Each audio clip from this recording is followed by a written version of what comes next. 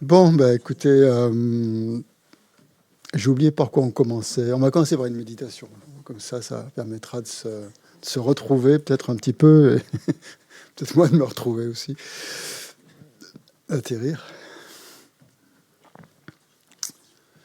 Donc on prend quelques instants pour essayer de s'intérioriser, pour changer un petit peu de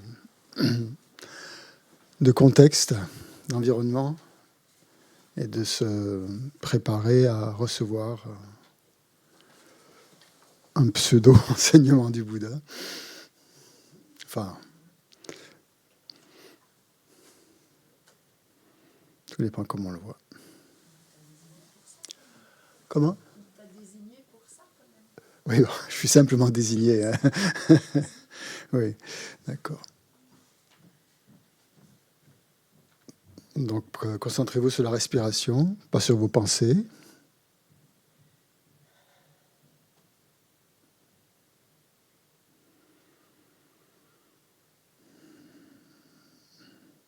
Essayez de bien repérer par où passe le souffle, donc au niveau des narines, ou de la poitrine, ou de l'abdomen, voir les changements qui s'opèrent en vous quand vous respirez.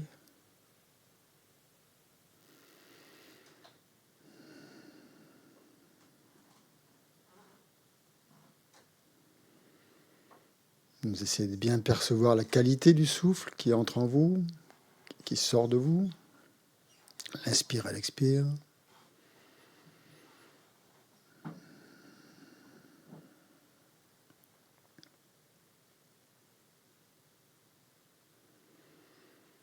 Essayez vraiment de faire un avec cette respiration. À vous laisser complètement porter par elle.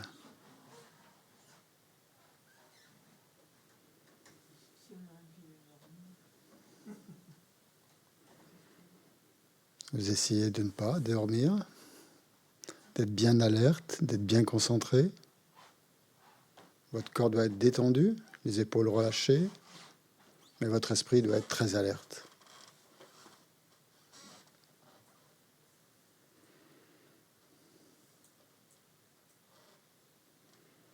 Très clair.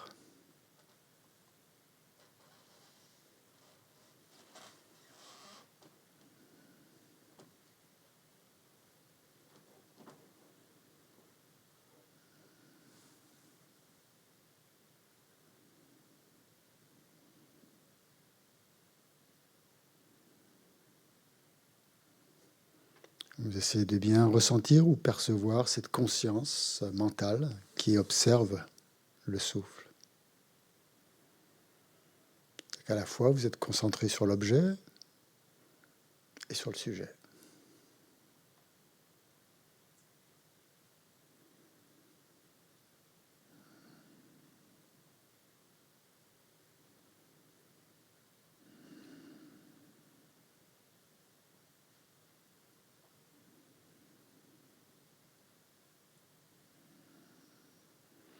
Et vous laissez aller toutes vos crispations physiques et mentales.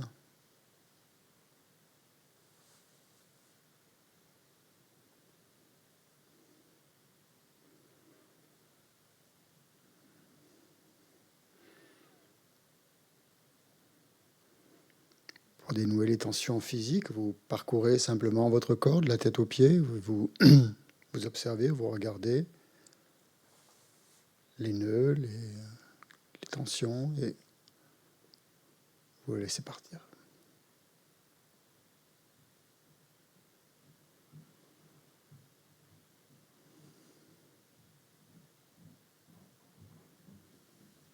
Et pareil pour les pensées. S'il y a des pensées qui ont tendance à revenir, vous les laissez se fondre dans l'espace, dans l'espace de votre esprit, de votre conscience, qui est vaste, sans limite.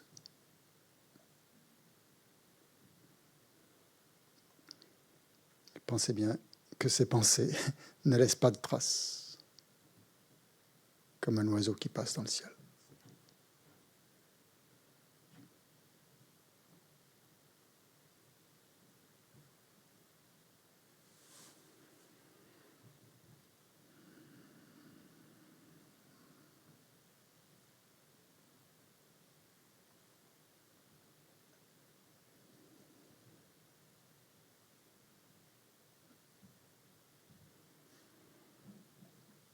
Et donc ça, c'est la première méthode pour transformer ces problèmes, qui est le sujet du week-end.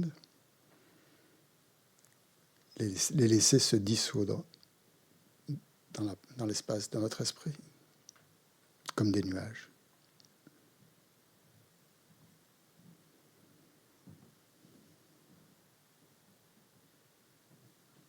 Sans les retenir, sans s'y attacher, sans s'y identifier.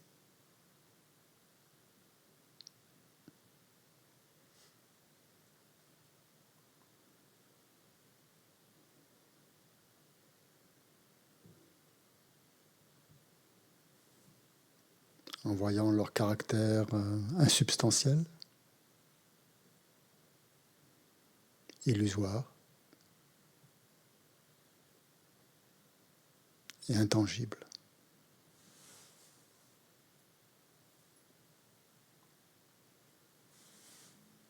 Complètement créé par l'esprit.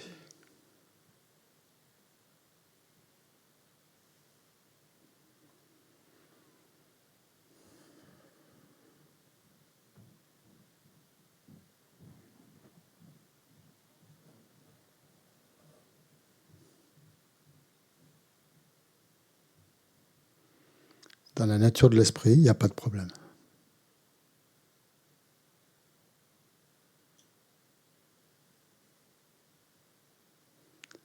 Les problèmes ne sont que superficiels, adventices, passagers.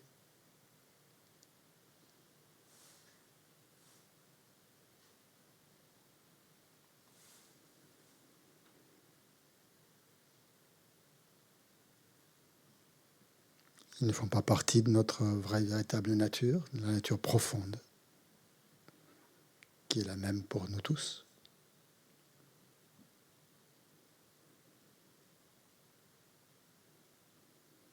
Qui est vacuité, clarté, félicité.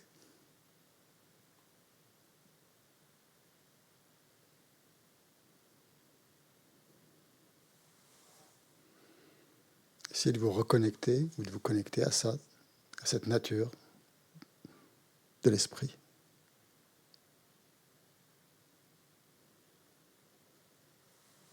C'est la seule chose qui soit vraie à propos de nous.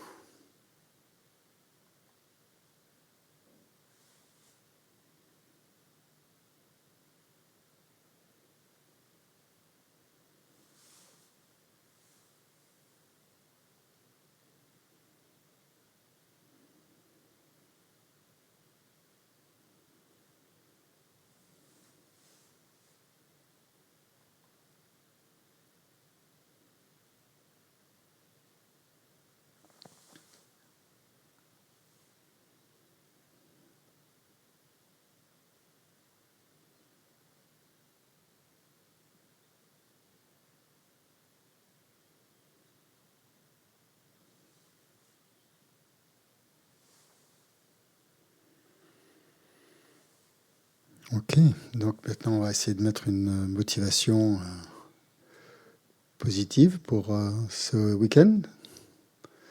Donc pour ça, on va prendre la méthode qui change une vie de souffrance en bonheur, puisque c'est vraiment ça le thème, hein, transformer ses problèmes, transformer sa souffrance. Et on va prendre à la page 3, dans les compilations de l'Institut. Donc je vais le partager sur Zoom. Partager l'écran.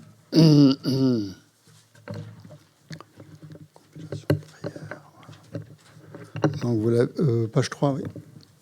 On m'entend pas? Non, on t'entend. On m'entend? Toi, tu n'entends pas parce que derrière le... Ah oui. Mais ça va. D'accord. Page 3, donc on va générer cette motivation qui correspond au lamrim, mais surtout à la bodhicitta. On lit ensemble. Jusqu'à l'éveil, jusqu'à ma mort, et surtout, aujourd'hui, que je me lève, marche, m'assois ou me couche, que j'étudie le dharma, réfléchisse ou médite, puissent mes actions physiques, verbales et mentales ne pas engendrer de souffrance, mais devenir des causes de bonheur, et par-dessus tout, des causes qui me feront atteindre le parfait abandon et le plein développement, la bouddhéité.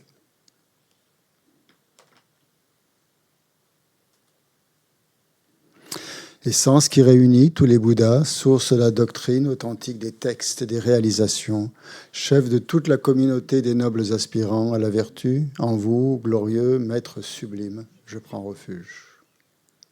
On visualise le Bouddha, un espace en face de nous, entouré par d'innombrables déités, bodhisattvas et autres. Je vous en prie, bénissez mon esprit pour qu'il devienne le Dharma, que le Dharma devienne ma voie et que celle-ci ne rencontre aucun obstacle. Jusqu'à l'atteinte de la bouddhéité, veuillez me bénir afin que tel le jeune Manibhadra et le Bodhisattva, Satraparodita, par la pureté de mes actes et de mes pensées, je puisse m'en remettre à l'ami vertueux, voir l'excellence en tous ses actes et à accomplir tous ses enseignements et ses conseils. Donc, quand on fait cette prière, on se rappelle des points principaux du Lamrim qu'on a vus ensemble dans la découverte du bouddhisme, donc notamment là, dans ce cas-là, l'importance du guide, du maître spirituel, qui est la source de toutes les réalisations. Et donc chaque fois, on élimine les doutes que l'on pourrait avoir par rapport à ces points du Lamrim. Je vous en prie, bénissez-moi, afin que percevant la grande valeur des 8 libertés et des 10 richesses, difficilement acquises et facilement détruites, la profondeur de la causalité karmique, ainsi que la souffrance si difficile à endurer des destinées inférieures, je sois capable de prendre refuge du fond du cœur en les 3 rares et sublimes, d'abandonner le karma négatif et d'accomplir la vertu en harmonie avec le dharma. Donc ça, c'est la pratique des êtres dits de capacité inférieure ou initiale, de méditer donc sur la pensée à notre précieuse existence humaine, penser à la profondeur du karma, la loi du karma, et prendre refuge sincèrement du fond du cœur, en essayant de ressentir ce refuge et son précepte principal, c'est-à-dire d'éviter toute forme d'action négative et au contraire de cultiver toutes les actions positives possibles. Ensuite, on passe au deuxième type de motivation intermédiaire, en revoyant les caractéristiques de cette voie. Même si j'atteignais alors une naissance supérieure, divine ou humaine, dominée par les perturbations mentales que je n'ai pas éliminées, je devrais sans cesse faire l'expérience de la souffrance dans ce samsara. C'est pourquoi je vous en prie, bénissez-moi, afin qu'ayant attentivement réfléchi au mode de fonctionnement du cercle des existences, je puisse m'appliquer continuellement, jour et nuit, à la principale méthode qui libère du samsara, la voie des 3 précieux entraînements. Donc on se rappelle quelle est la motivation d'un être de capacité intermédiaire, c'est-à-dire vouloir se libérer complètement du samsara, pas simplement atteindre des renaissances favorables ou supérieures, mais être complètement libre. Et pour ça, il faut éliminer les perturbations mentales. Donc on essaye de générer vraiment cette motivation à vouloir se libérer du cercle des existences, d'éliminer le karma et les perturbations mentales, le karma négatif et les perturbations mentales.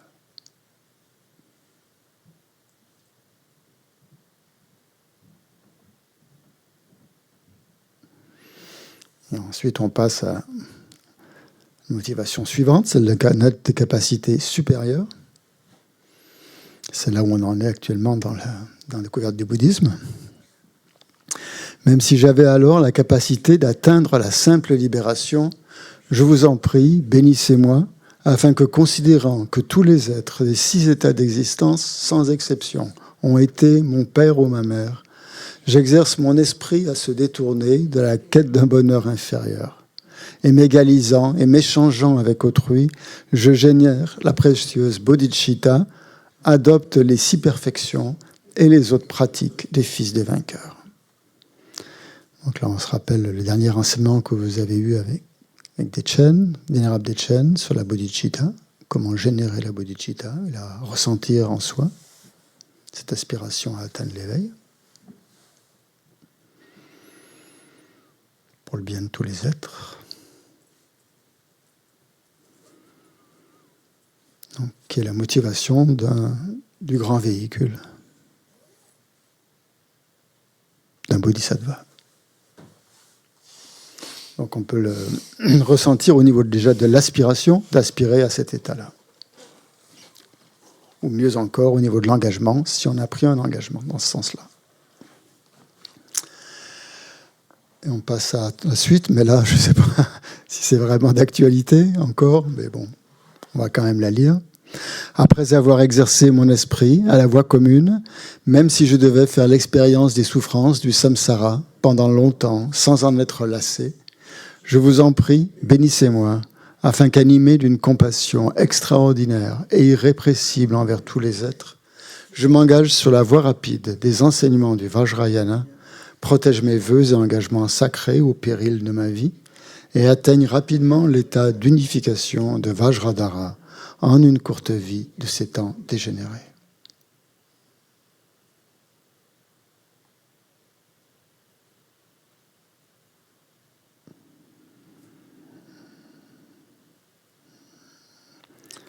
Donc là, on pense que cette bodhicitta qu'on a fait naître en nous, donc ce souhait d'atteindre l'éveil pour le bien de tous les êtres, donc qui est en sorte une double aspiration, l'éveil, atteindre l'éveil, mais atteindre l'éveil pour être vraiment capable de pouvoir faire le bien de tous les êtres.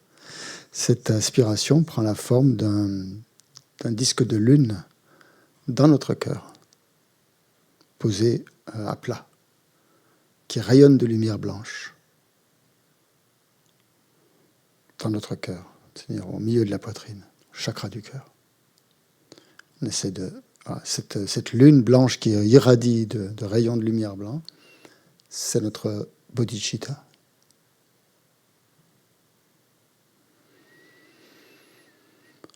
Relative. Ensuite, on pense que tous les phénomènes, donc quels qu'ils soient du samsara, qu'ils soient du nirvana, sont complètement vides d'existence propre.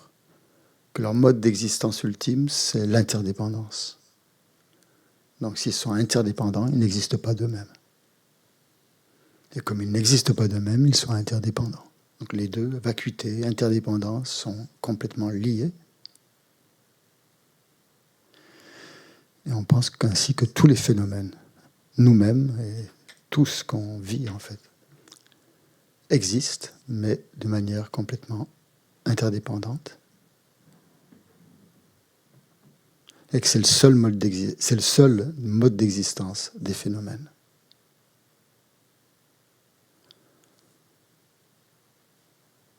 Donc cette compréhension qu'on a de la vacuité, de l'interdépendance, prend la forme d'un vajra blanc posé verticalement sur ce disque de lune dans notre cœur et lui aussi irradiant de lumière blanche. Donc on a ainsi les deux bodhicittas, les deux formes d'esprit d'éveil dans le cœur qui rayonnent.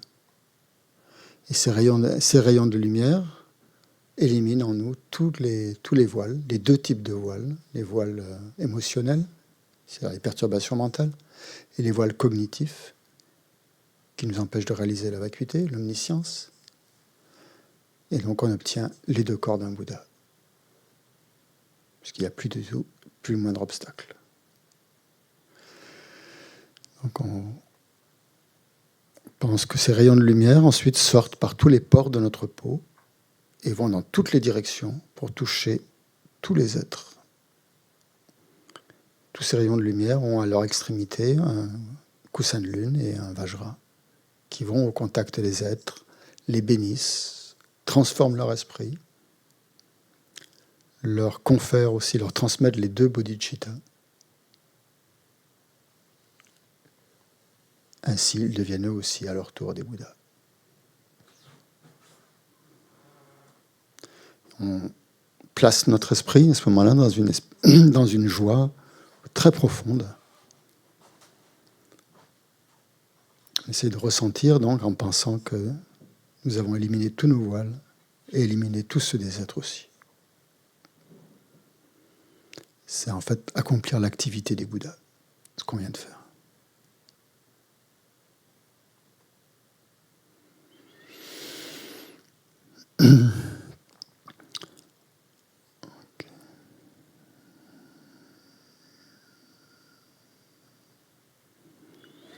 Donc ensuite, on va prendre refuge maintenant dans les trois joyaux. Sangye chudan soki chunam la janchu badu dani kyapsu chi dagi jin sogi pet sonam gi drola penshir sangye drupa shu. En le Bouddha, le Dharma et la Sangha, jusqu'à l'éveil, je prends refuge. Grâce aux deux accumulations réunies par ma pratique de la générosité et des autres vertus, puissais-je devenir un Bouddha bénéfique à tous les êtres. On va changer un peu la formule, on va mettre grâce aux deux accumulations réunies par mon écoute de l'enseignement. En le Bouddha, le Dharma et la Sangha, jusqu'à l'éveil, je prends refuge. Grâce aux deux accumulations réunies par mon écoute de l'enseignement, puissais-je devenir un Bouddha afin d'être bénéfique à tous les êtres.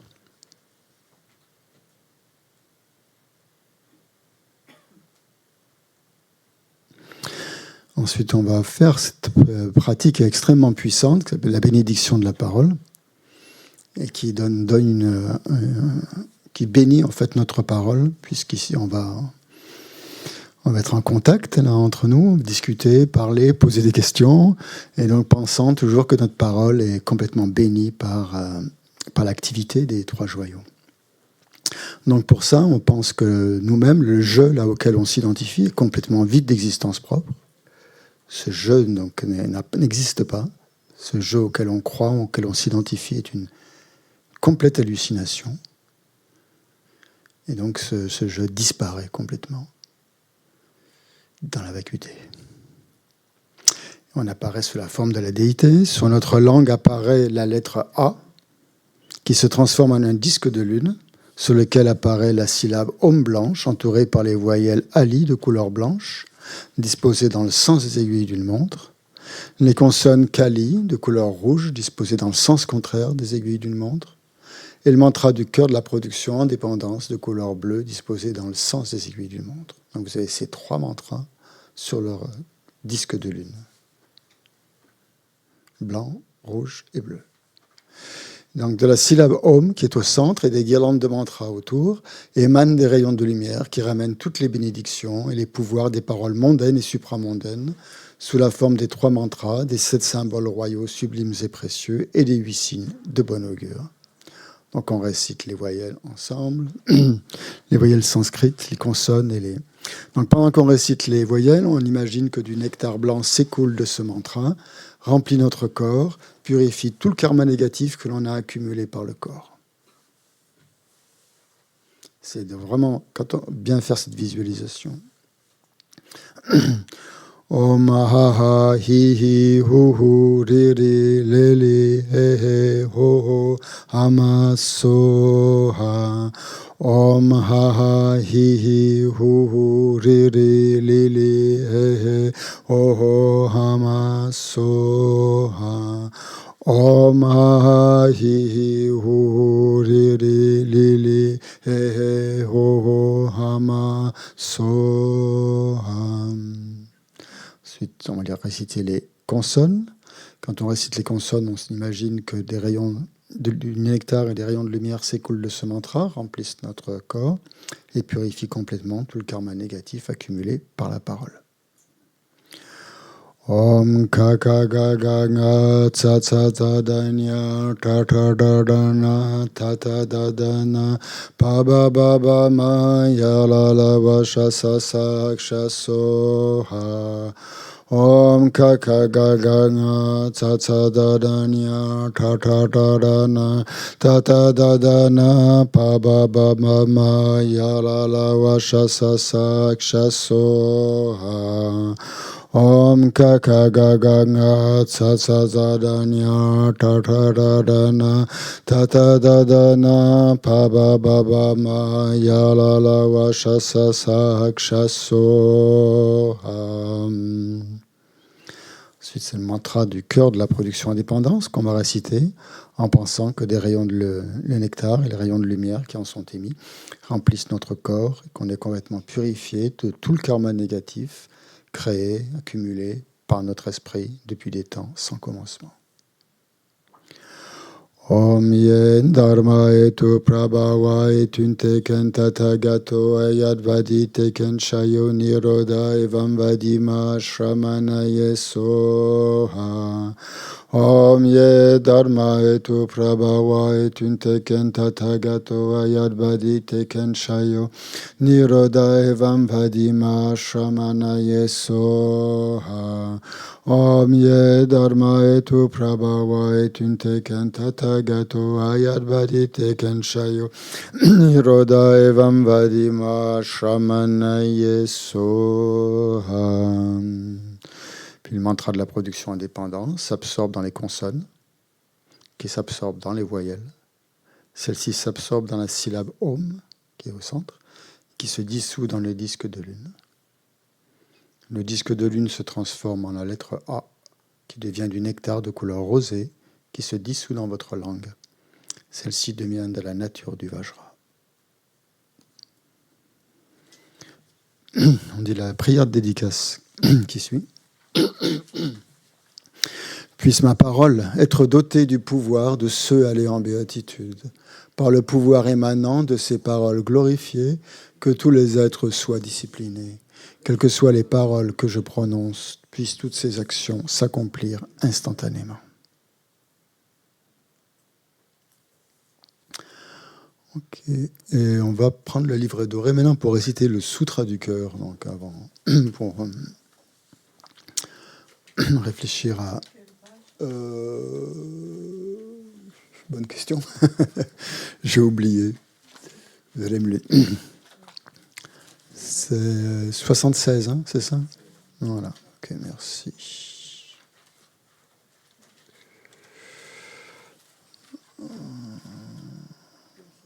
C'est ça?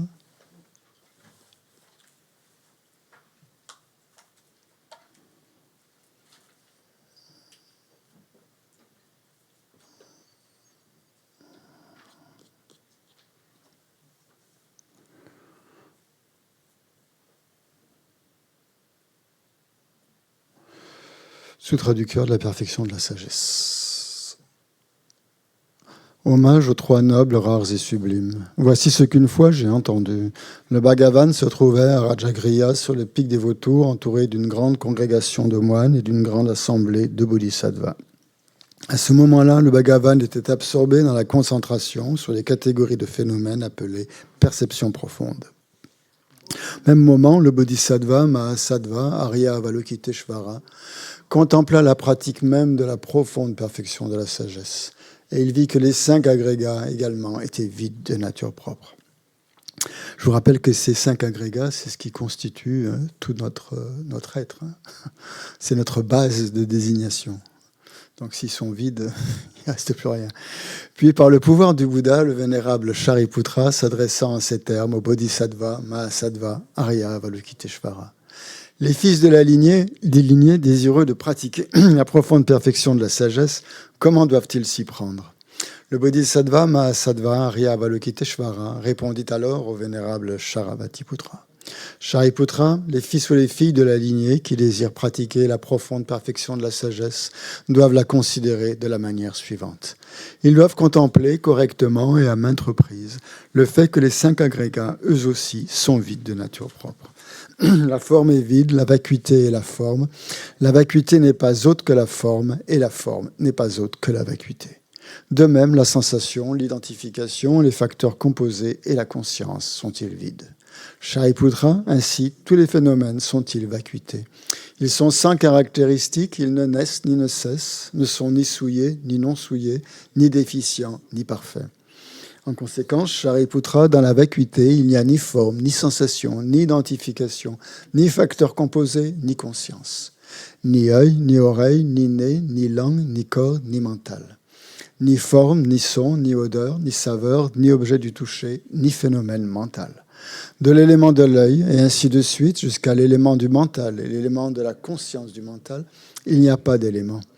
Il n'y a ni ignorance, ni élimination de l'ignorance, et ainsi de suite, jusqu'à il n'y a ni vieillissement et mort, ni élimination du vieillissement et de la mort. Et à l'avenant, il n'y a ni souffrance, ni origine de la souffrance, ni cessation, ni voie. Il n'y a ni sagesse transcendante, ni obtention, ni non-obtention. Shariputra, ainsi, puisqu'il n'y a pas d'obtention, les bodhisattvas se fondent-ils sur la perfection de la sagesse et ils demeurent en elle, l'esprit sans voile et sans peur. Et comme ils sont passés bien au-delà de toute erreur, ils parviennent au stade final du nirvana.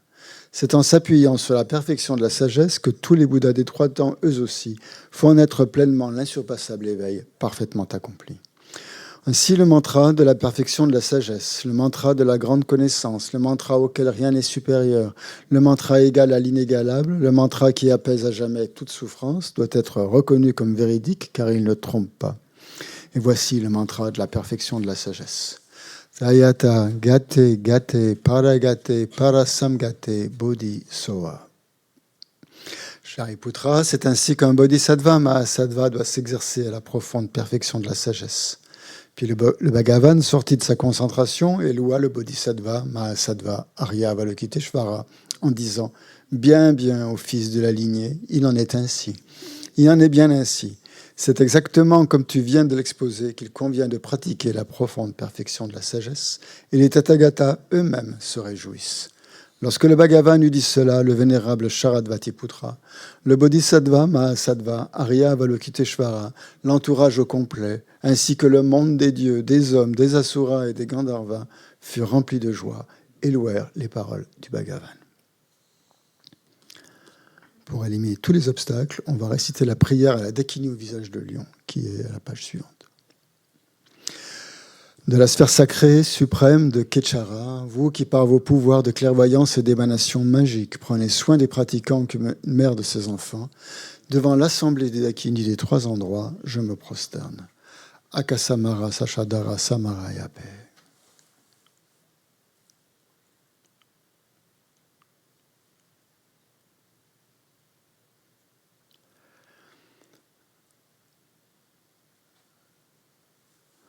Akasamara Sachadara Samaraya Pe.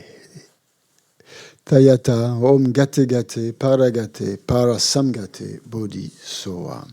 Par les enseignements des trois nobles, rares et sublimes, dotés du pouvoir de la vérité, que les obstacles soient évités, qu'ils soient chassés, qu'ils soient apaisés, que tous les ennemis et les forces négatives contraires au Dharma soient complètement pacifiés. Puisse la multitude des 80 000 obstacles être dissipée, puissions-nous être séparés des conditions adverses au Dharma, puissent tous les plaisirs être en accord avec le Dharma, puisse le bonheur parfait et tout ce qui est de bon augure régner ici et maintenant. Et pour que le Bouddha nous enseigne le Dharma, nous allons offrir ce court mandala. Sashipa ki chushin meto charira lenji nyendegen pani sangye shintum mite waye drokunandang shinla Chupajoidam Guru Ratna Mandala Kamniya Tayami.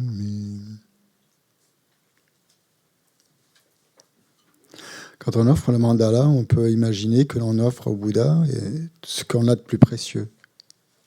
Qu'est-ce qu'on donnerait au Bouddha pour recevoir son enseignement ?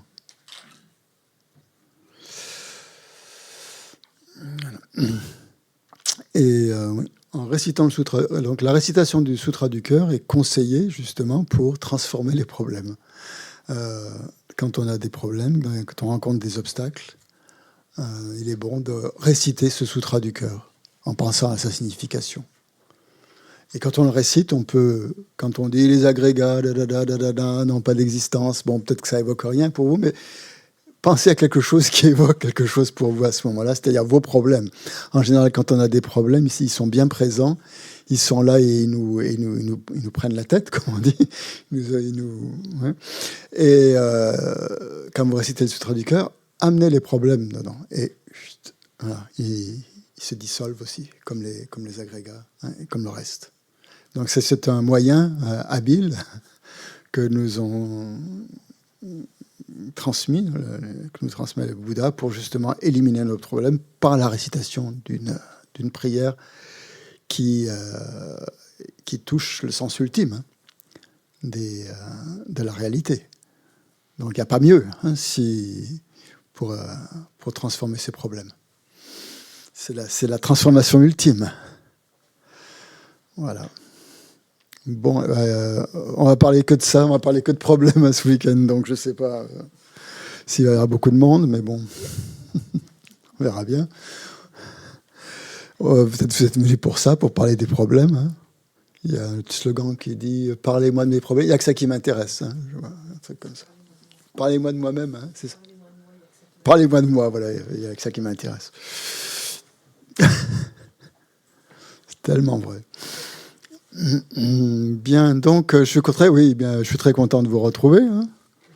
Ça aurait très bien pu ne pas se passer. Quand on part là-bas en Inde, on ne sait jamais comment on revient, on ne sait même pas si on revient d'ailleurs. C'est vraiment un dépaysement total. Après, un dépaysement total, j'exagère un peu, parce que notre esprit est toujours là, et lui, on transporte nos problèmes où qu'on aille, hein, de toute façon. Hein. Qu'on se déplace de lieu, c'est pas pour ça qu'on est libéré pour autant de nos soucis et tout, quoi. Donc on les emmène dans nos bagages. Mais bon, ils prennent une autre forme après. Voilà.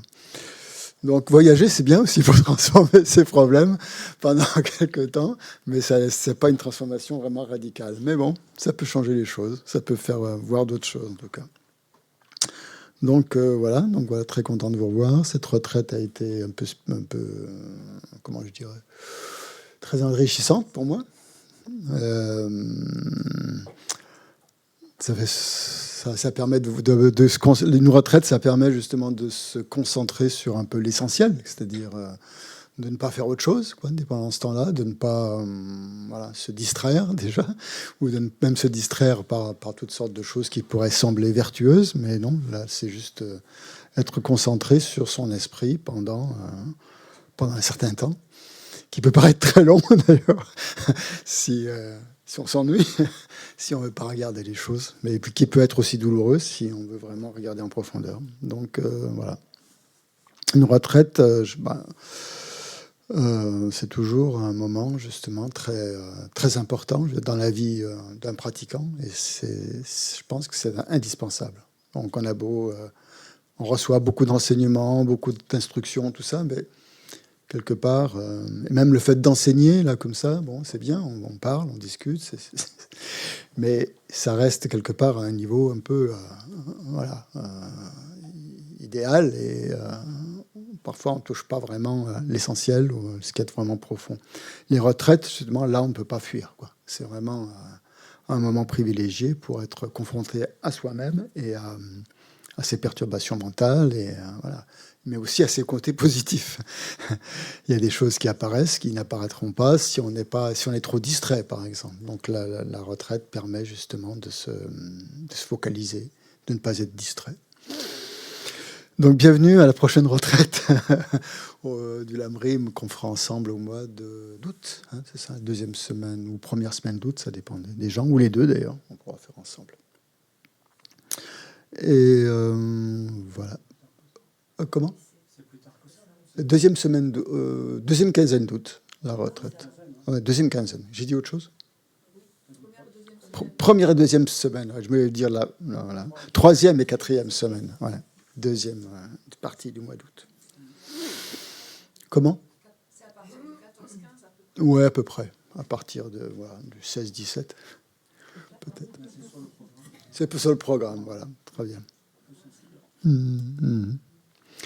Bon, par quoi je commence ? Qu'est-ce que j'avais prévu ? Ah oui, j'avais prévu de vous parler de Benza. Un être qui a vraiment des gros problèmes actuellement. Voilà, on va commencer comme ça. La chatte Benza. Donc, je vous ai pas beaucoup de nouvelles ces temps-ci, mais pas d'elle en tout cas. Donc, on vous a sollicité pour une opération. Donc, on lui a pas enlevé toutes les dents. Justement, le vétérinaire a voulu tenter d'en enlever qu'une partie. Et on a fait beaucoup de tests pour voir exactement ce qu'elle avait. Et il se trouve qu'elle a les deux maladies les pires pour un chat, c'est-à-dire la calicivirus et le sida du chat. Elle a le combo, elle a les deux en même temps. Donc, lui enlever toutes les dents, ça ne servirait plus à rien. Et par contre, ce qu'il lui faut maintenant, c'est un traitement, une piqûre de Solensia, je crois, c'est quelque chose comme ça, qui est efficace, qui élimine les symptômes en tout cas, mais il faut la renouveler tous les mois si on veut que ce soit efficace. Et il faut être très, très, très pointu. Il ne faut pas attendre une semaine de plus, sinon les symptômes reviennent et c'est encore plus difficile de les faire disparaître. Donc, il faut vraiment y aller tous les 15 du mois. Et elle a son rendez-vous chez le vétérinaire, c'est programmé. Et voilà. Et donc, grâce à ça, on arrive à la maintenir en vie. Donc, on ne va pas la guérir, on ne va pas la sauver, mais on la maintient en vie. Et c'est notre mission, en quelque sorte, de maintenir Benza en vie. Donc voilà, une nouvelle fois, je m'excuse, mais je fais appel aussi à vos dons, parce que voilà, ça nous coûte 80 € par mois, 82 exactement. Donc, si vous avez envie, même minime, 10 € par personne, c'est formidable. Et ça va vous permettre déjà de maintenir au moins en vie pendant un an, quoi, on espère en tout cas. Voilà. C'est pas un vaccin, ce Solensia, ce traitement est antiviral. Et il est cher parce que il est encore en voie de test, quoi, disons. Il n'est pas encore très répandu, quoi, donc c'est pour ça qu'il est assez cher. Plus il y aura de chats qui auront cette maladie, moins il sera cher, j'en suis sûr. Mais pour l'instant, on paye le prix fort. C'est juste une injection à faire, mais on ne peut pas se procurer le produit sur Internet en payant à moitié prix. Voilà, on est obligé de passer par... Non, justement, ça ne marche pas pour les humains. Enfin, je ne sais pas ce que ça ferait aux humains, j'en sais rien. Je n'ai pas voulu poser la question. Je sais pas si... C'est justement pour ça que ce n'est pas sur Internet, je pense. Donc, il faut passer forcément par un vétérinaire qui fait la piqûre et tout ça. Donc, voilà, visite et tout. Voilà. Donc, voilà. Donc, si vous voulez envoyer un peu d'argent, vous pouvez passer par le site. On a mis une petite annonce sur le site de l'Institut, où vous pouvez envoyer directement l'argent au bureau pour Benza. J'allais dire pour Christian, mais non, c'est pas... pas encore, j'espère. Ça viendra peut-être. Je suis pas le sida. Enfin, je crois pas. Il faudrait que je fasse des tests, peut-être. Donc, c'est pour Benza, donc voilà. Donc, vous envoyez, comme vous pouvez, ou quand vous venez ici, on peut voir. Voilà, donc... Oui, vous dites... Oui, je comprends. Moi aussi, c'est pareil. Je préfère passer directement par les personnes. Oui, tout à fait. Vous donnez au bureau.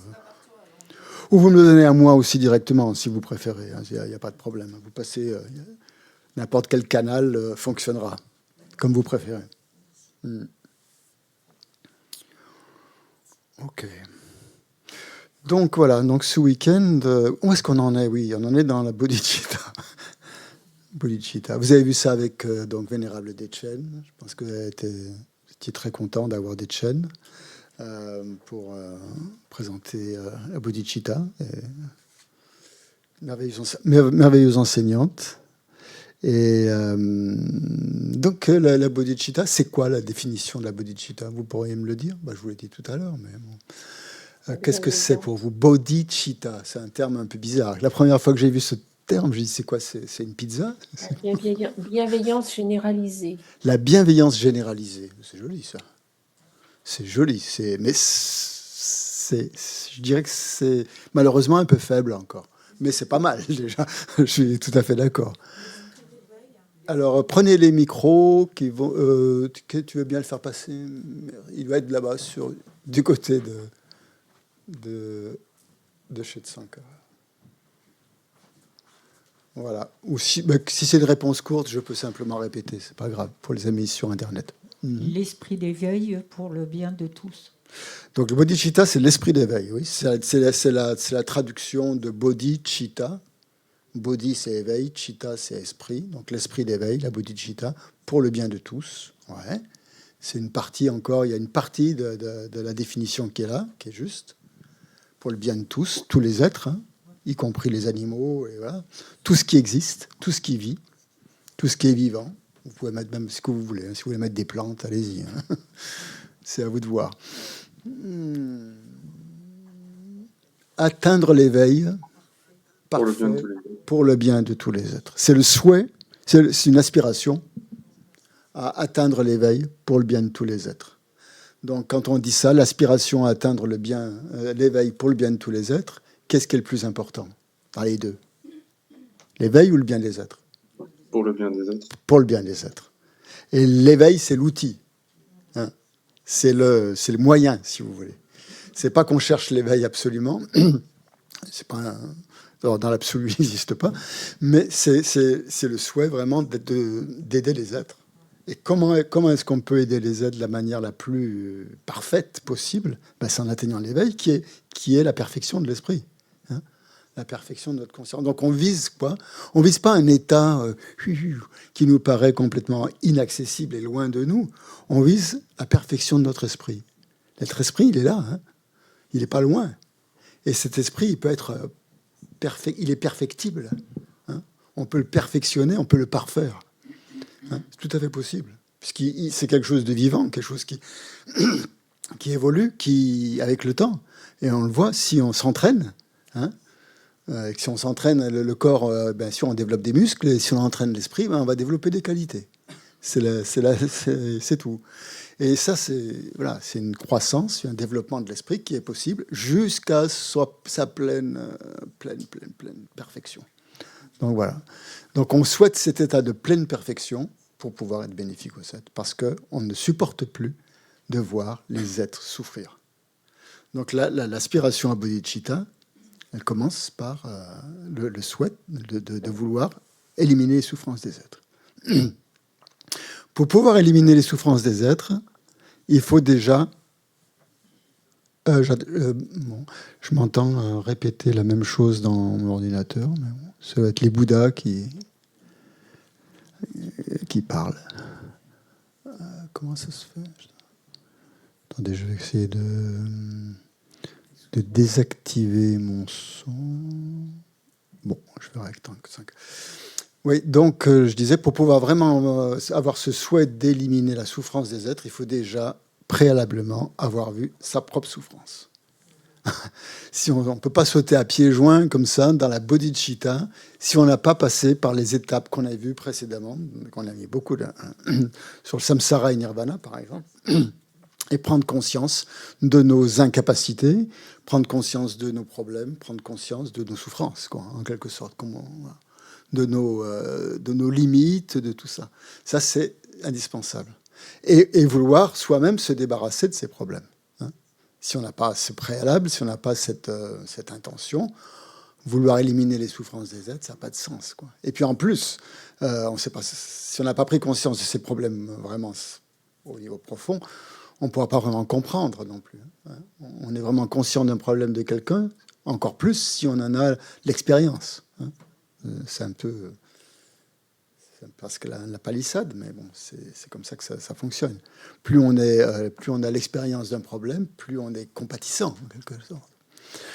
Donc la compassion va se forger, va se créer à partir du renoncement. C'est pour ça qu'on a vu ça en premier.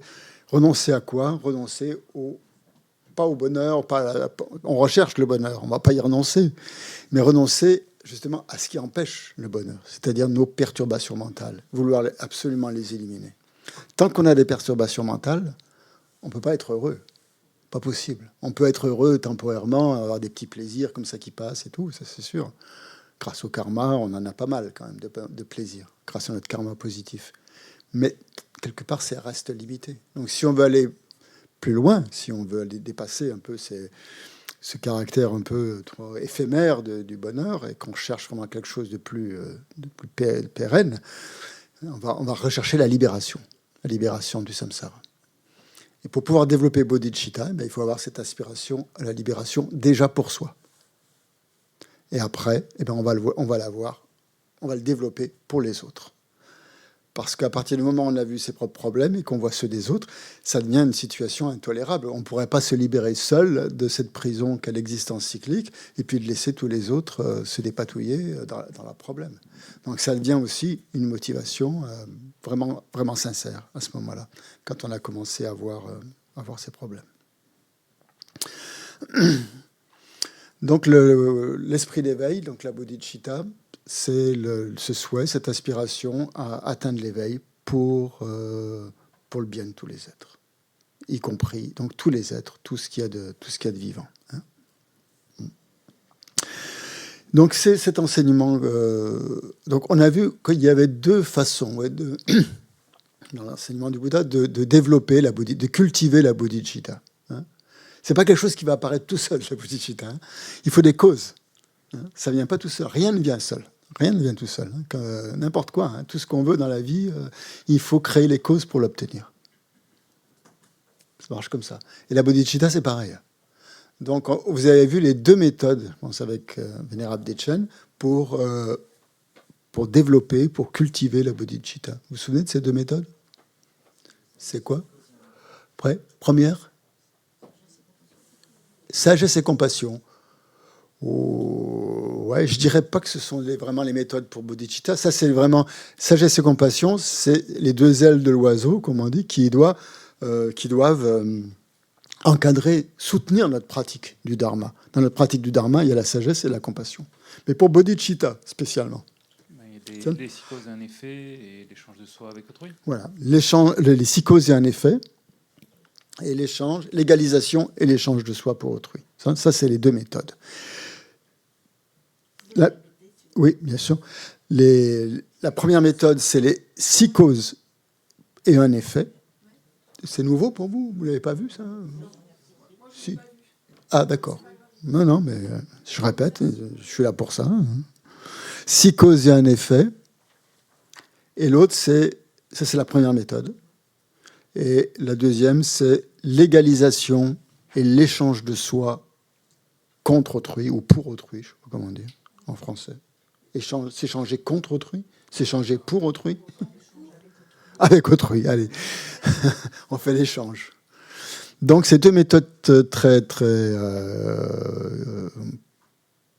on va dire, qui ont été pratiquées par tous les aspirants, par tous les Bouddhas, pour pouvoir atteindre l'éveil, pour devenir Bouddha. On ne peut pas devenir Bouddha si on n'a pas développé bodhicitta. Hein?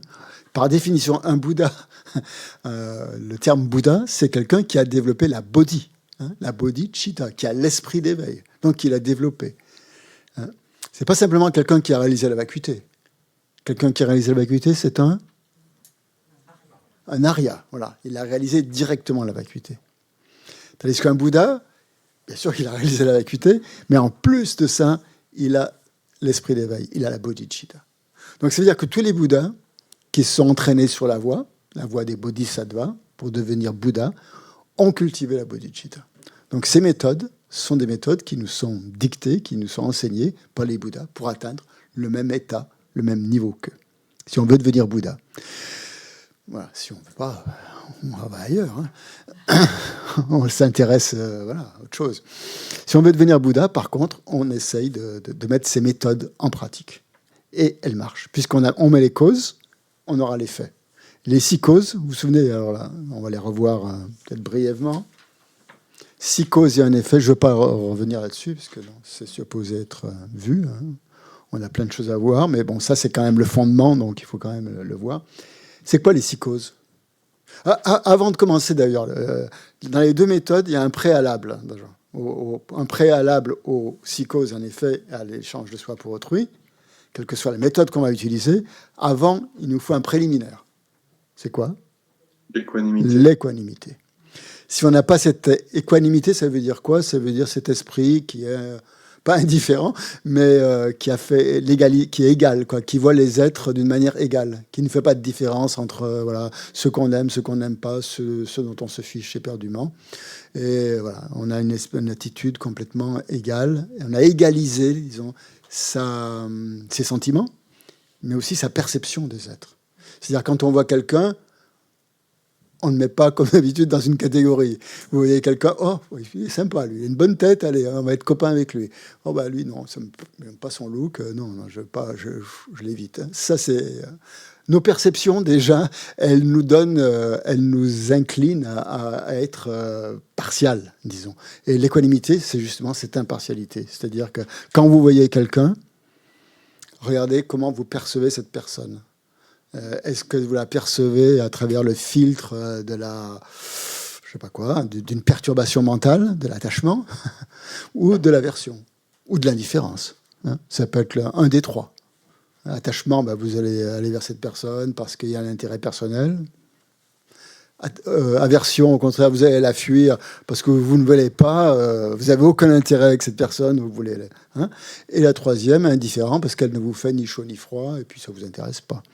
Mais dans les trois cas, dans les trois perceptions, dans les trois cas de figure, qu'est-ce qui est au centre? C'est moi. C'est le jeu. C'est moi, hein, encore. Elle peut m'apporter quelque chose de bien, ou au contraire, non, elle ne m'apportera rien de bien, donc je la fuis. Je ne fais pas attention à elle, parce que, bon, voilà. Donc c'est ça. C'est quand on est face à quelqu'un, en général, on a une perception très partiale de cette... voilà. Et après, ben, voilà, si on cultive ça, ben, il y a des... on entretient finalement le samsara, quoi, quelque part. On reste prisonnier des perturbations mentales. Donc, et ça, c'est impossible. Si on a cette attitude partielle envers les êtres, on ne peut pas développer bodhicitta, puisque c'est tous les êtres qu'on doit prendre en considération. C'est tous les êtres qu'on veut aider. C'est pas lui, mon copain ou voilà, ou ma copine. C'est tous. C'est tous les êtres. Donc, il faut avoir au préalable, il faut avoir cette intention, cette aspiration à égaliser son esprit. Ça, c'est le préalable. Première cause, puisqu'on est dans les 6 causes, vous allez me les rappeler. Ah non, ça on est au-delà. La générosité, alors, on est au-delà déjà. On est dans la pratique des perfections. On s'engage. On est vraiment un bodhisattva. Et là, on s'engage. On n'a pas simplement l'aspiration, on a l'engagement. Et là, on va pratiquer la générosité envers tous les êtres. On va pratiquer les 6 perfections. Mais avant ça, il faut l'aspiration déjà. Et pour cultiver cette aspiration, il y a 6 causes. Reconnaître que tous les êtres ont été notre mère. Voilà, la première chose, c'est reconnaître que tous les êtres sensibles ont été notre mère. Qu'on ne le reconnaît pas, justement, dans cette vie, parce qu'on ne sait pas qui est qui, en fait. On a eu des liens dans les vies antérieures avec plein de gens. On a eu un nombre infini de vies. Donc, forcément, on a eu un contact avec une infinité d'êtres.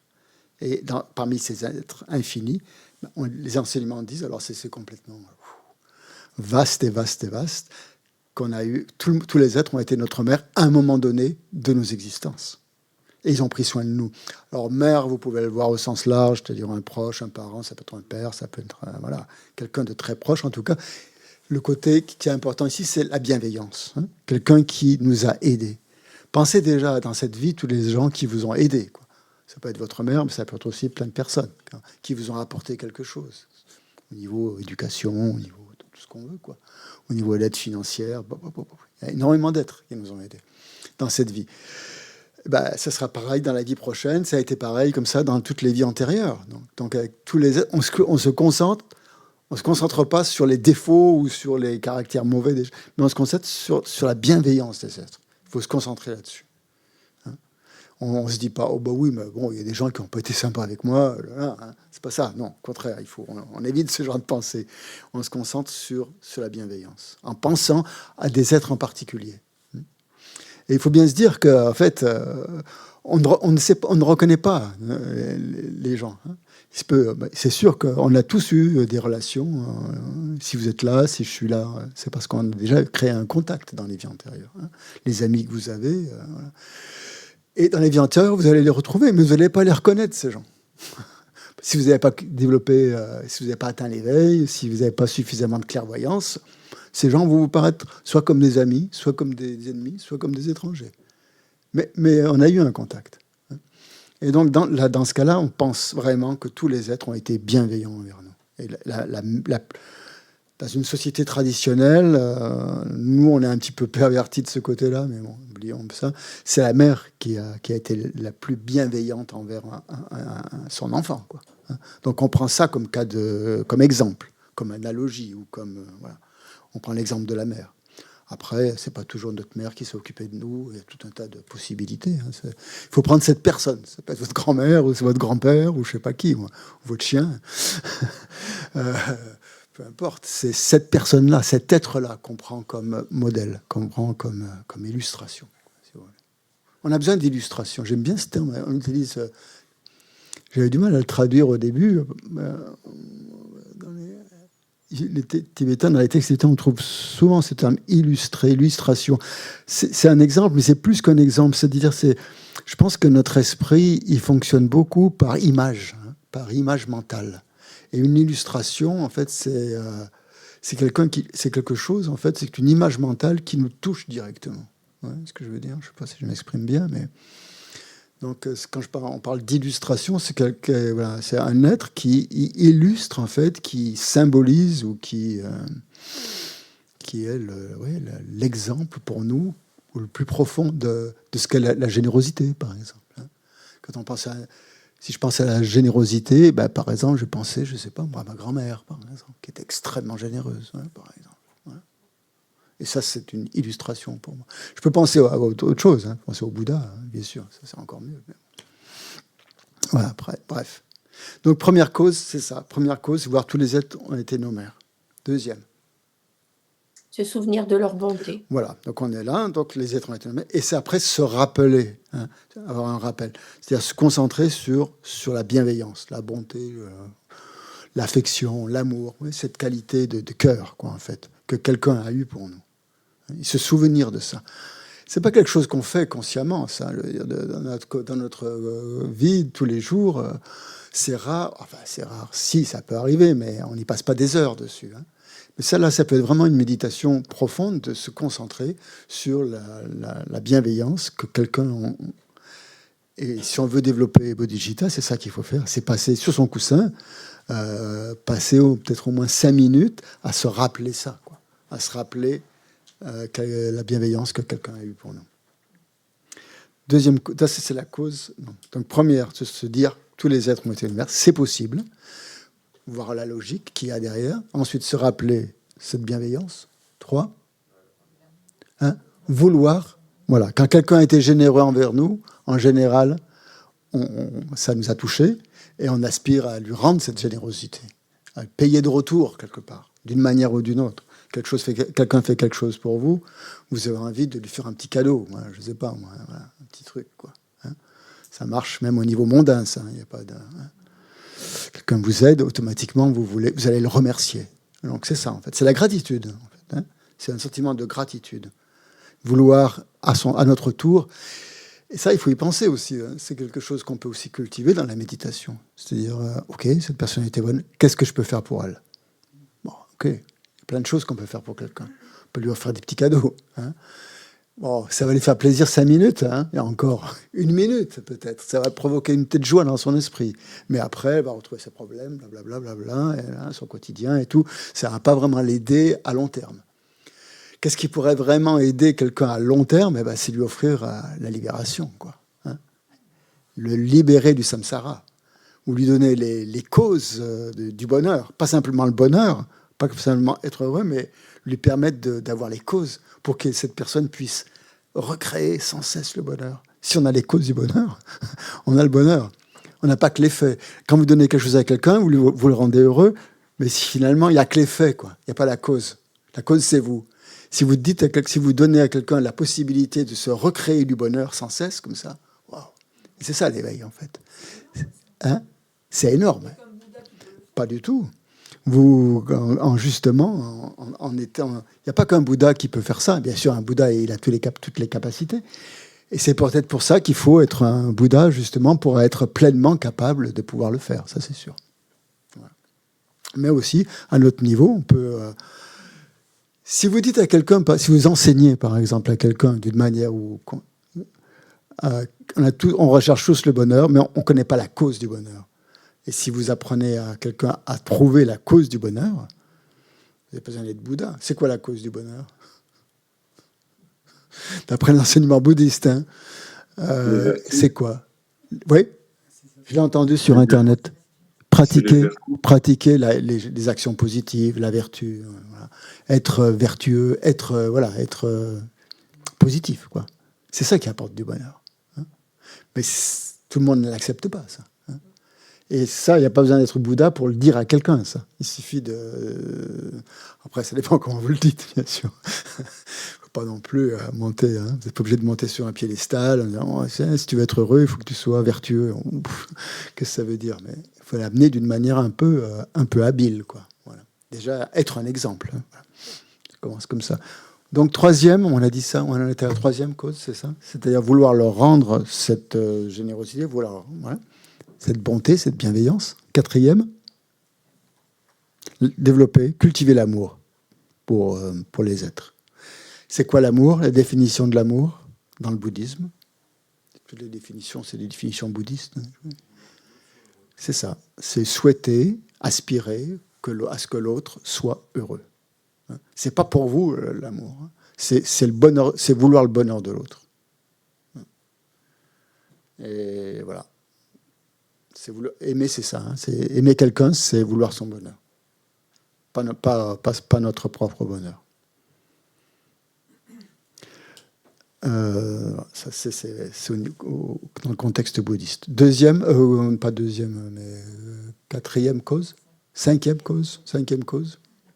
La compassion. La grande compassion. Oui, la grande compassion, c'est encore mieux. Oui. Quelle est la différence entre la compassion et la grande compassion? La compassion, c'est le souhait qu'un être soit libéré de la souffrance. La grande compassion, c'est souhaiter que tous les êtres soient libérés, soient libres de la souffrance, n'aient plus de souffrance. Chose à laquelle tous les êtres aspirent. Donc quand on a, par exemple, si on a un ami, on a envie que cet ami soit heureux, on n'a pas envie que cet ami souffre. Hein. Bonheur et souffrance vont un peu de pair quand même, quelque part. Je pense alors, on peut mettre la compassion ou l'amour l'un avant l'autre, hein, bon, peu importe, ça dépend de vous. Hein. Je pense que dans cet ordre-là, c'est que prendre déjà conscience que l'on aime quelqu'un, qu'on est ami avec quelqu'un, qu'on prend les êtres en amitié, donc on en développe ce souhait qu'ils soient heureux, et parallèlement aussi qu'ils ne souffrent pas, qu'il n'y ait pas de souffrance. D'abord le bonheur, et après l'absence de souffrance. Voilà. C'est dans cet ordre-là que c'est donné. Sixième cause, comment on l'a appelé la sixième? L'intention supérieure, la responsabilité universelle. Moi, j'aime bien ce terme. Ou l'intention, c'est pareil. Hein, l'aksam en tibétain. Mot à mot, enfin littéralement, c'est ça. C'est l'intention, sam, l'ak supérieur, l'aksam. Mais cette responsabilité universelle, cette intention supérieure, parce que c'est tous les êtres. On veut que tous les êtres soient heureux. Et on veut prendre soi-même la responsabilité de rendre les autres heureux.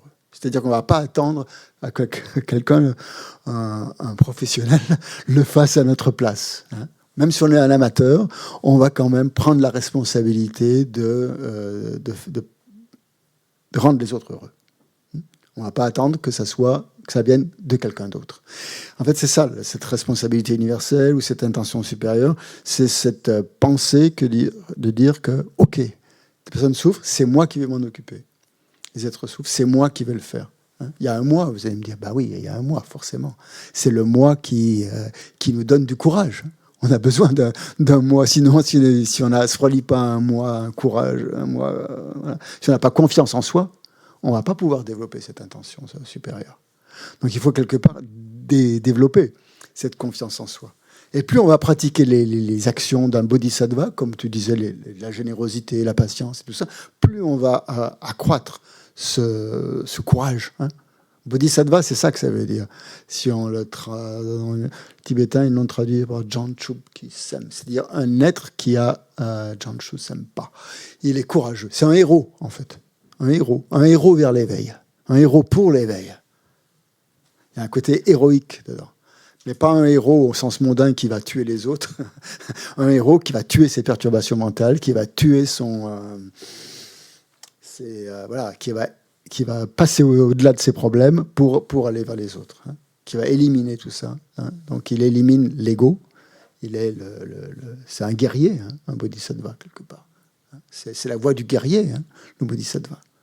Parce qu'il faut se battre contre les perturbations mentales, contre la paresse, contre plein de choses. Et donc, transformer ces problèmes, l'enseignement de ce week-end, c'est un enseignement extrêmement élevé. Il faut avoir déjà cultivé cette bodhicitta, cette aspiration à bodhicitta, hein, ces psychoses, cette intention supérieure, cette volonté de vouloir être bénéfique à tous les êtres, et ce désir de, non seulement cette aspiration, mais cet engagement à le faire pour soi-même. Et par soi-même, je veux dire, pas pour soi-même, mais par soi-même.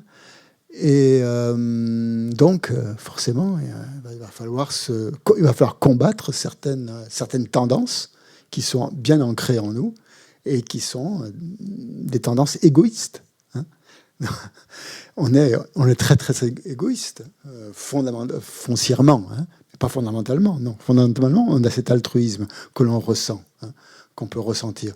Mais par-dessus, il y a cette espèce d'égoïsme qui est comme un démon, quoi, en quelque sorte.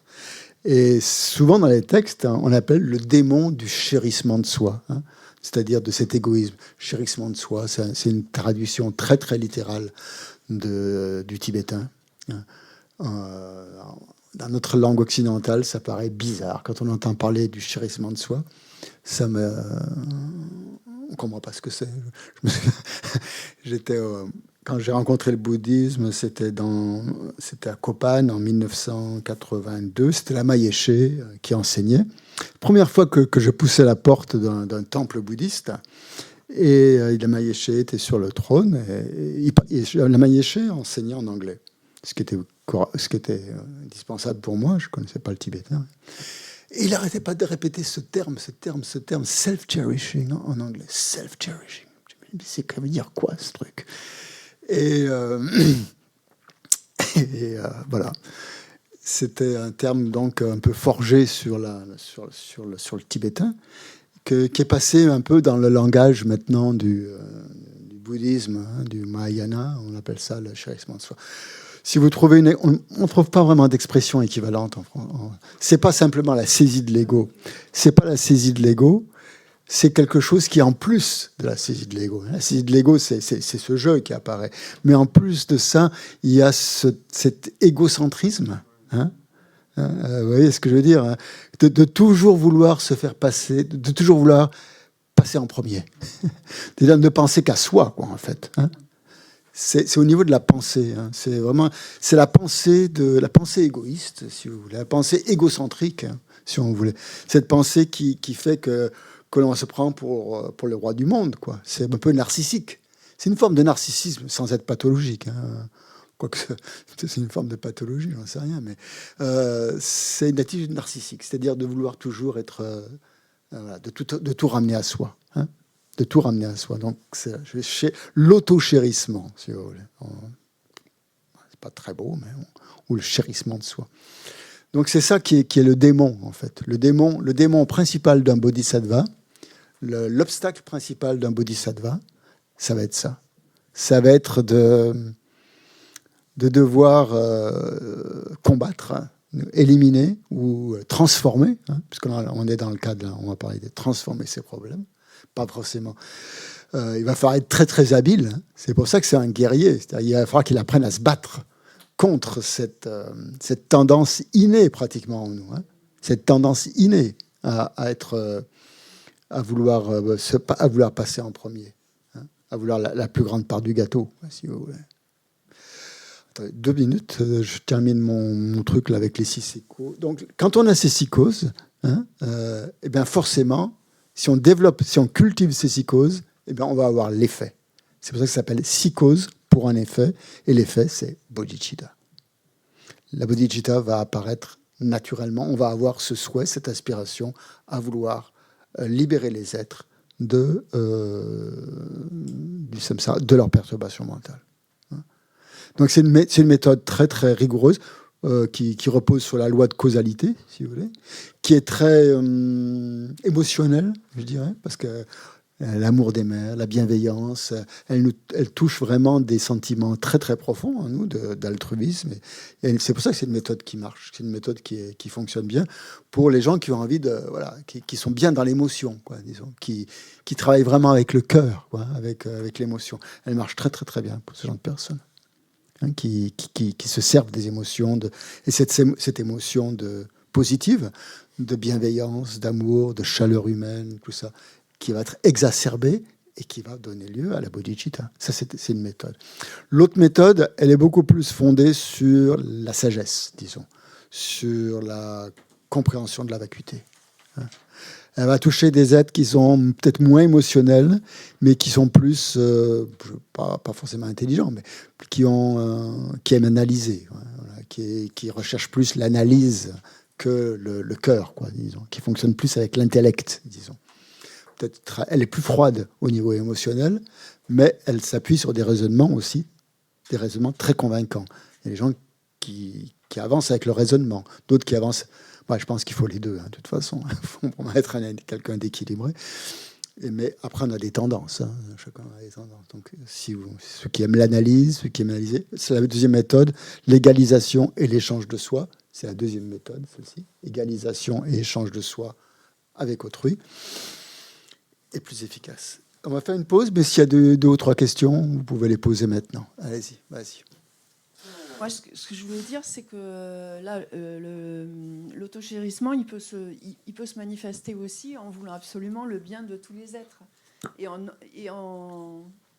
C'est contradictoire. Et oui. Ouais. Mais oui, mais c'est gros, ça. C'est énorme. Il va falloir dans le catholicisme, être bienveillant, mais ça n'empêche pas les gens d'être méchants, voilà, quoi. C'est une pratique. C'est une pratique. Ça va consister justement à voir qu'est-ce qui s'élève. Quand est-ce que, dans nos pratiques altruistes, par exemple, est-ce que c'est vraiment pur? Est-ce qu'il y a de l'autochérissement? Est-ce que voilà, c'est ça. Ça fait partie de la pratique. Non, je voulais juste te dire que je trouvais un peu délicat la limite entre l'autochérissement, enfin du moins moi, et l'autocompassion, qui par contre était, d'après ce que nous a dit... L'autocompassion, Vénérable Dechen. Elle vous a parlé de l'autocompassion. Oui. Qu'elle a défini comment? Eh ben, elle a même cité, je ne sais pas si vous vous rappelez, elle a cité un auteur anglais, Christine, oui, en nous expliquant que si on n'avait pas d'autocompassion, on n'y arriverait pas. Oui, d'accord. Et que c'était que dans nos civilisations, enfin la civilisation occidentale en particulier, c'était une notion qui était très mal acceptée.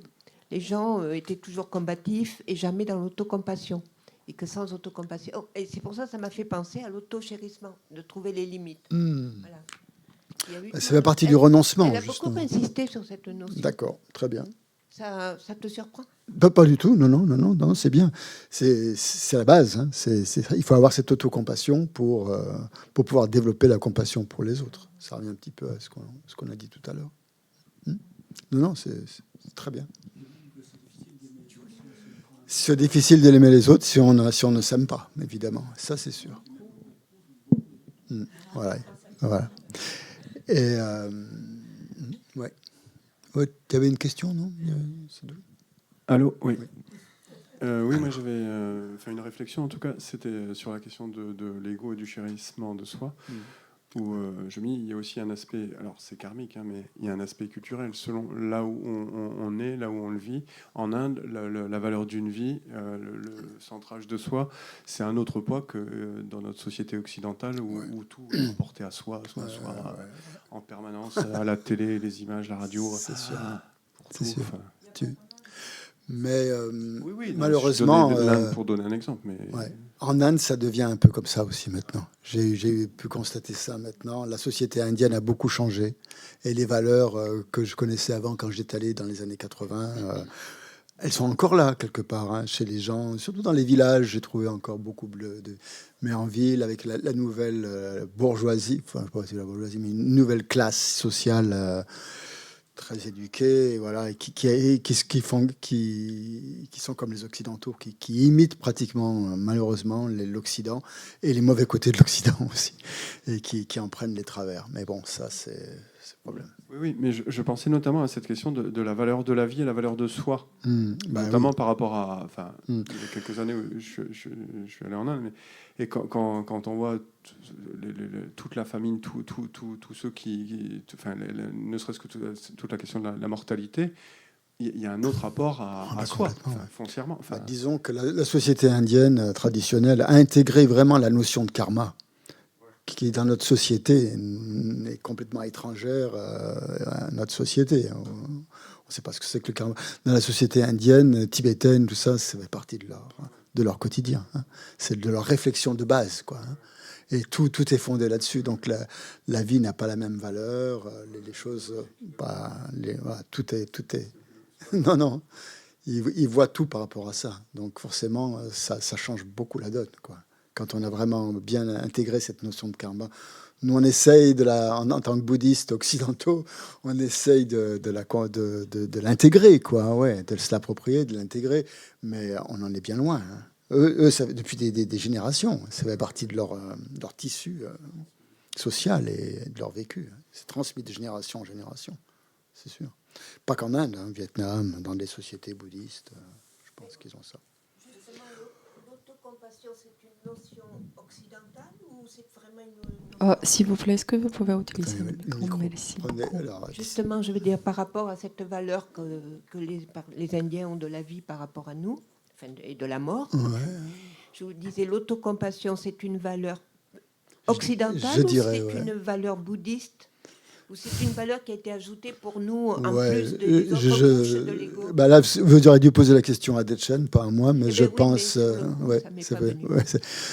à mon avis, personnellement, mais ça prend des réserves, c'est une notion occidentale qui nous aide justement à franchir des étapes, quoi, disons, à mieux accepter cette idée de compassion. Voilà.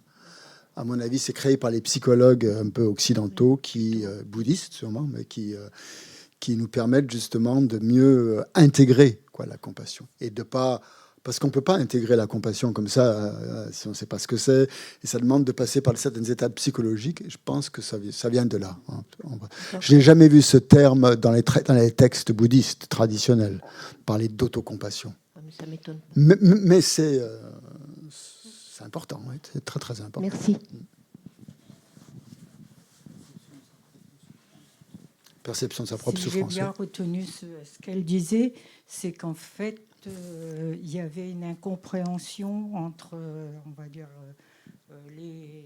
les bouddhistes tibétains qui ne comprenaient pas la notion de culpabilité et de dévalorisation de la personne. Et du coup, on a amené cette notion pour arriver à un échange. Voilà, à équilibrer la façon de voir. C'est vrai que la notion de culpabilité est très, très occidentale. Hein. Voilà, c'est ça. Alors qu'en Asie, ils n'ont pas cette notion. Il n'y a pas de culpabilité. Dans le karma, il n'y a pas la culpabilité, si vous voulez. Il y a l'acceptation. Hein. On a ce karma, on est né avec, et puis on fonctionne comme ça.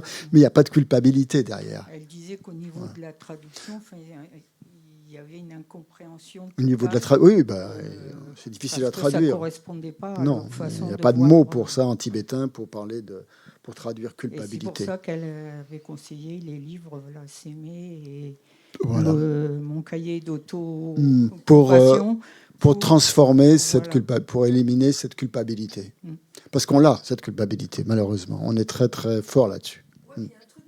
On va pas... Il y avait levé la main. Vous levez la main avant de parler. On a béni la parole, vous n'oubliez pas. Je change de sujet.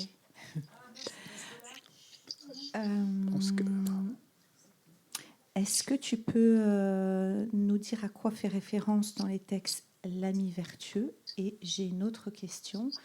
Quelle est, dans le cadre du bouddhisme, la différence entre la motivation et l'intention? C'est pareil. Merci. Motivation ou intention, c'est le même mot. D'accord. Ok, c'est pareil.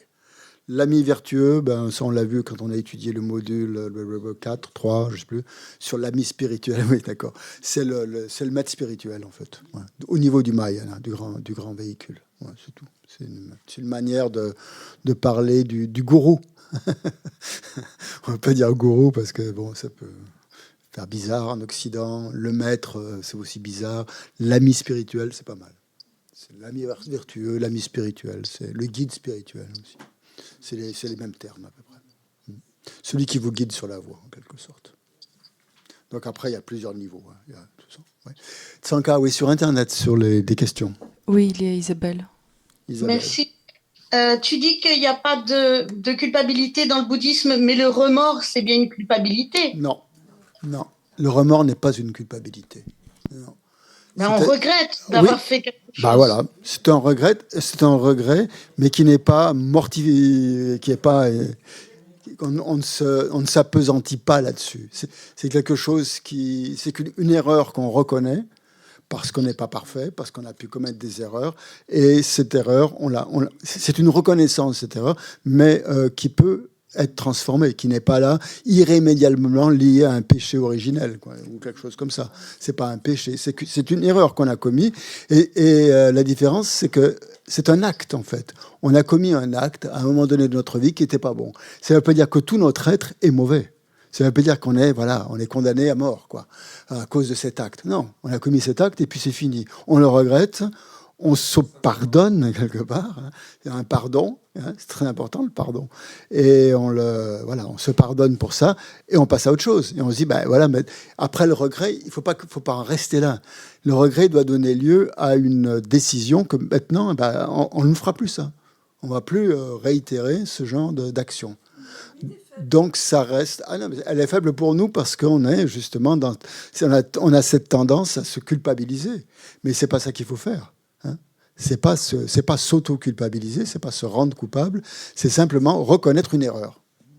Et reconnaître une erreur, c'est libérateur. La culpabilité, c'est pas libérateur. C'est un enfermement dans une névrose. Je sais pas, un truc comme ça, quoi. Dans un truc dans lequel on s'enferme, quoi. Merci. Dans une souffrance, exactement, dans une souffrance. L'autre, c'est une délivrance. Hein. Ça sert à ça, à s'en délivrer. Ouais, je dirais presque même que c'est une purification. Oui. Pouvoir éprouver un regret sincère. C'est un facteur de purification. C'est un facteur de purification. Ça fait partie des 4 facteurs de purification. Oui, tout à fait. Donc, effectivement, la culpabilité, c'est tant qu'on n'a pas eu la responsabilité de son erreur et qu'on n'a pas purifié son erreur. C'est ça ? Ouais, disons que c'est une attitude où on est emprisonné dans l'image que l'on a de soi à cause de cette erreur. Parce qu'on s'identifie trop à cette erreur. Ouais, il y a une saisie de l'erreur, on s'identifie complètement à cette erreur. Alors que c'est juste un acte qu'on a commis, c'est pas nous. Hein, c'est ça, la culpabilité, c'est vraiment de s'en faire trop, quoi. C'est excessif, la culpabilité. C'est s'enfermer dans une attitude où l'on s'identifie complètement à l'erreur, alors qu'on, dans le regret, dans le remords, on veut s'en libérer de cette erreur. Hein. On fait quelque chose. Quelque part, dans la culpabilité, on ne fait rien. On se laisse dans un état où on est mal. Tandis qu'avec le regret, on prend sur soi la décision, la détermination à éliminer ça, à purifier. Voilà. Donc c'est une purification dans ce sens-là. Ouais. Merci beaucoup. Voilà, merci. Oui. La culpabilité, c'est aussi une façon de se ramener à soi. D'une manière intelligente. La culpabilité, la culpabilité, c'est en fait, on reste sur soi. De rester complètement enfermé dans son ego. On a une image de nous-mêmes qui ne correspond pas à ce qu'on a fait, donc on culpabilise. Alors que le regret sincère, c'est analyser la situation et dire, bon, là, je n'ai pas été au top, mais comment je peux faire pour faire autrement ? Il y a une grande ouverture, il y a une sagesse, il y a plus de sagesse, en fait, dans cette attitude-là que dans l'autre. Tout à fait. Ok, on fait une pause. 20 minutes de pause, café. On reprend à moins 10, à 50, 51.